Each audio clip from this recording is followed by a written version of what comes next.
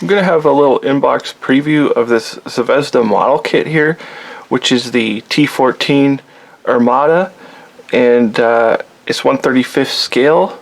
I'm guessing this is also a licensed vehicle by Earl Vaganzavad.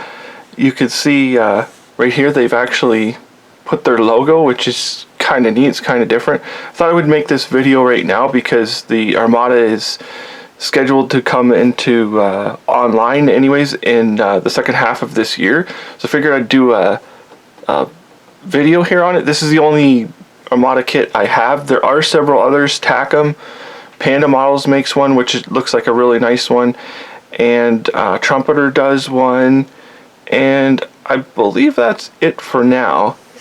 So this vehicle actually represents pre-official service vehicle, so there's no saying that what comes in this kit is the actual one that once they do come online that's going to look exactly like this. So maybe in the future we'll be getting even more of these vehicles. We'll have a walk around here. They give you the Humbrol and Zvezda callouts for colors and your small decal sheet there, and just some information. The kit number. This is a huge box, so I'm trying to get it in the shot. It's 3670 is your part number. Flip it around, and they give us some subjects here. T90, the polite people from Crimea, and the Tiger, the earlier Tiger variant. Just kind of neat. I like when they do that, when they show you their other kits they have. And then on the back we get blurb here, and you can see the parade vehicle here with the St. George ribbon. I believe that's what that is. And some pictures here. Not there isn't a whole lot you could do to make this vehicle, like these modern vehicles, look spectacular or anything. It's pretty much just green. So we will have a look and see what we actually get in here. And I will open these bags because they're kind of semi-transparent. I have the J's Model Works camo mask here. Highly recommend their stuff. The instruction sheet, which are not the greatest instructions because they're kind of small, but I mean they will work. Might not be a beginner's kit actually. Actually, for as simple as this tank looks, it looks like there's just like a ton of parts in it, and actually the machine gun has full detail inside of its casing. And you can see the two vehicles there for the paint schemes, which is pretty neat. And we will go into the actual kit itself, and we can see the clear parts. And Zvezda always does, this is the only drawback to me of Zvezda kits, is I will pull it out here, is these little screens they give you. You have to cut out the little screens, and that's the only drawback to the Zvezda kits, if you ask me. I don't like cutting these screens. Like, you can see it's already coming apart like that, and I hate cutting these out. I usually try and replace them with something else or get a photo etch sheet. I really wish they would include photo etched or some kind of better screening than what they do. And we will get the glass out here. Really nice detailed glass. These parts for the headlights, and they look very clear.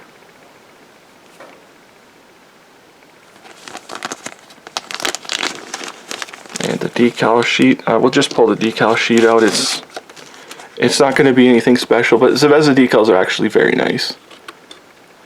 So you've got the different groups there. So they're nice enough. I'm not sure if that star is printed perfect or not. I think it's off center, this star. I think it should be further over, and it's slightly off center, so that's too bad. So if you're looking to do the parade vehicle, which I don't think most people are, or just doing the vehicle out of the box, this probably isn't the better one to do. So we will go into the actual pieces themselves, and I will take them out. It will just take me a second to cut the bags open. Alright, so we have the pieces here. Here's the main gun, and it's split that annoying way where it's on the side instead of using the piece here to hide the seam. It looks like the detail on the barrel itself actually looks very good if it shows up on there. The detail itself looks excellent, much better than the trumpeter one. So this is kind of in between the trumpeter and the Mang barrels on these Russian type of vehicles with the 125 gun. This is kind of in between the two. It shouldn't be too bad to get that seam out, and the barrel might be usable. And here's the tracks. It has a unique cleat inside of these tracks, and they have separate guide horns here. You can see the pieces. And here's the machine gun. And the cables. They're pretty nicely done. I don't know if they'll show up. You can see the detail on those. They're acceptable. I actually would prefer them in plastic than making them myself. And here's the side armor.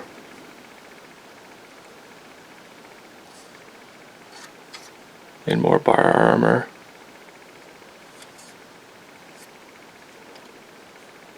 We've got some kind of wiring here. So everything looks alright there. And again, the tracks. We can look at the other side. There's quite a few ejector pin marks in here, but they look like they should be okay to clean up because they're just on a flat surface. And the armor from this side, it looks alright. And I'll get the lower hull out here, which we can have a look here.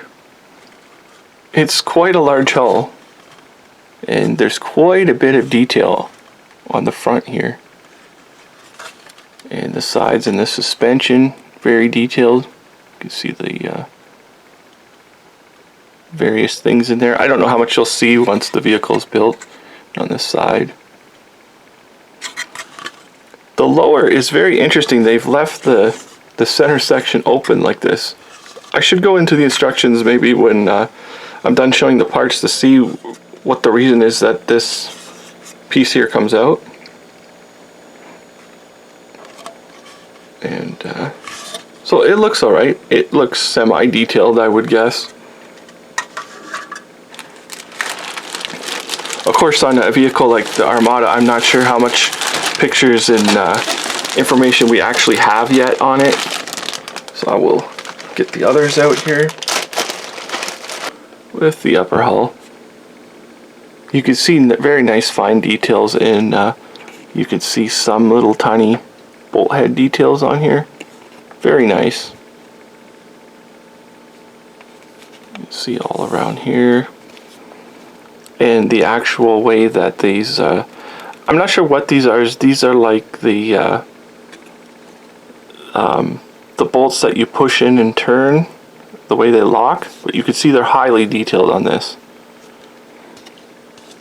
And at the rear section,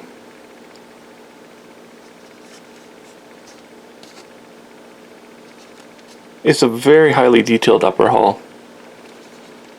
Very nice looking. And we have the turret. Again, all the bolt detail on there. I'm not sure. I would think there would be anti-slip texture on here, which shouldn't be too hard to put on, but there is no texture on here. It is just completely slick.